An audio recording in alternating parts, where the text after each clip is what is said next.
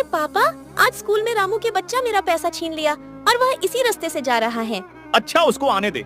आज रामू के बेटे को यही चक्कू से पेट में से पथरी निकाल दूंगा।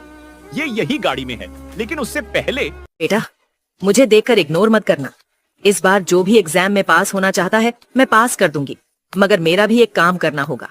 तुम्हें इस वीडियो को एक लाइक और चैनल को सब्सक्राइब करना होगा और 5 सच्चे मित्र को शेयर करना होगा। और मेरे बेटे, जाते जाते कमेंट में सरस्वती माँ लिख दो। लो, इसका तो पापड़ी बन गया। लो बेटी, इसका ठिकाना लग गया।